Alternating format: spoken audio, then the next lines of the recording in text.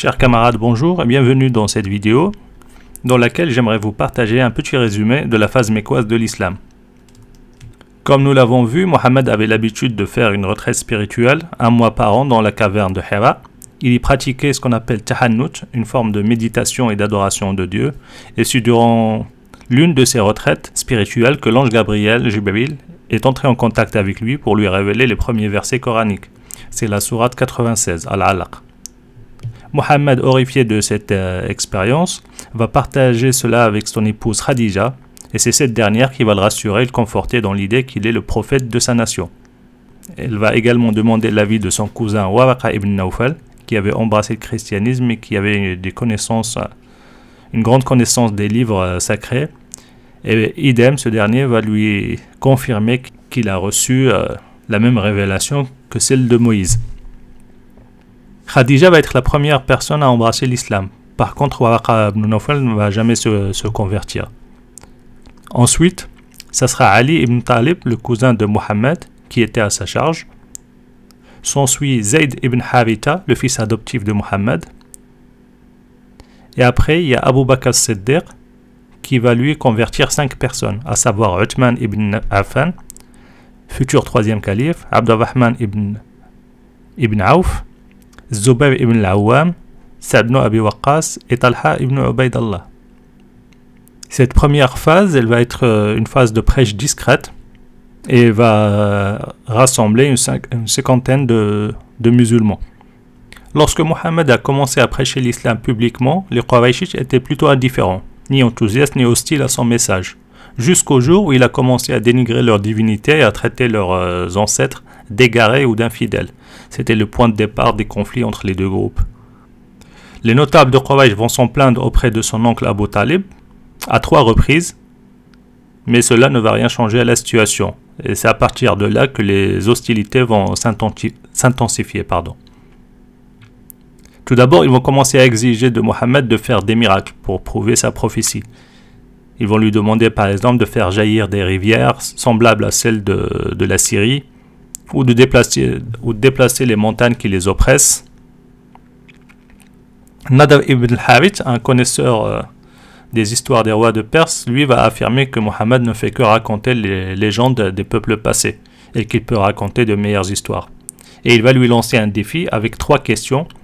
Il va lui demander quelle était l'histoire des gens de la caverne, quelle était l'histoire de Dhul Qarnayn, Alexandre le Grand, et c'est quoi l'esprit. Mohammed va leur promettre une réponse le lendemain, mais ce dernier va disparaître durant une quinzaine de jours pour arriver avec des pseudo-réponses, voire non-réponses, notamment pour la question de l'esprit. Sa réponse va être « L'esprit procède de l'ordre de ton Seigneur et ne vous a été donné que peu de science », ce qui est une non-réponse en soi, et ceci ne va pas du tout arranger la crédibilité de Mohammed. Mais ceux qui vont vraiment être persécutés, ce sont les plus faibles, qui n'ont pas de clan pour les protéger. Et ça sera principalement les esclaves. Ils vont être emprisonnés, assoiffés ou affamés. Abu Bakr va en libérer 7, soit en les rachetant à leur maître, soit en les échangeant contre d'autres esclaves idolâtres. Et vers la 5e année, Mohammed va proposer aux musulmans d'émigrer en Éthiopie, vu que lui ne pouvait pas leur assurer une protection, tandis que lui était protégé par son oncle Abu Talib. Et effectivement, 83 musulmans vont immigrer en Éthiopie, et vont y trouver un refuge auprès de son roi qui s'appelle An-Najashi. Durant cette même période, Omar ibn al-Khattab va embrasser l'islam après avoir été un des persécuteurs des musulmans. Cette conversion va booster la confiance des musulmans, car Omar était très craint à la Mecque, et son soutien va renforcer leur position. Suite à la conversion de Omar et à l'émigration de certains musulmans en Éthiopie, les notables de Quraysh vont décider de boycotter les Banu Hashim, le clan de Mohammed. Ce boycott, connu sous le nom de As-Sahifa, consiste en l'interdiction d'acheter quoi que ce soit chez eux ou de leur vendre quoi que ce soit, et aussi l'interdiction de se marier avec leur fille. Il va durer 2-3 ans et va les asphyxier, mais malgré cela, certaines personnes vont continuer à les aider, notamment des cousins éloignés, et au final, ils vont se révolter et ils vont organiser une rébellion qui va finir par annuler ce boycott. Mohammed va connaître après cela son fameux voyage nocturne, appelé Isra al-Mi'raj, qui est un aller-retour à Jérusalem en une nuit avec Jibril sur un âne volant. Cette expérience va être contre-productive parce que plusieurs musulmans vont apostasier quand Mohammed va leur raconter ce qu'il a vécu. À la 10e année, Abu Talib va tomber gravement malade et les notables de Quraysh vont tenter une dernière fois de trouver un arrangement avec Mohammed via l'intermédiation de son oncle.